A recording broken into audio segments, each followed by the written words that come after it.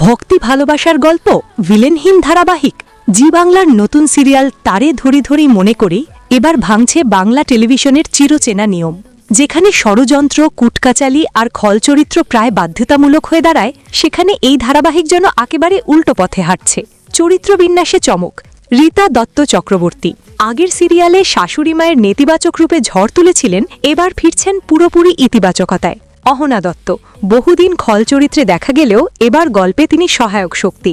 মানসী সেনগুপ্ত, যাকে দর্শকরা প্রায়ই নেগেটিভ ভূমিকায় দেখেছেন, এবার তিনি গল্পকে এগিয়ে নিয়ে যাবেন ইতিবাচকভাবে।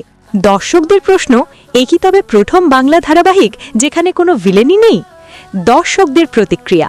নেগেটিভ চরিত্রের ভরসায় টিআরপি ওঠানামা দেখে ক্লান্ত। অভিনেতাদের ভালো দিকটা দেখানোর সুযোগ খুবই কম মেলে। এই সিরিয়াল সেটা বদলাতে পারে। অর্থাৎ দর্শকরা নতুনত্ব চাইছেন, আর চ্যানেলও যেন সেই দিকেই হাঁটছে। গল্পের আবহ।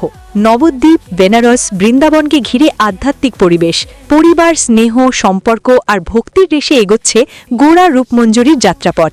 এখানে নেই কোনো ষড়যন্ত্র বা চক্রান্ত, বরং প্রতিটি চরিত্রই গল্পকে এগিয়ে নিতে সাহায্য করছে। সামনে কি?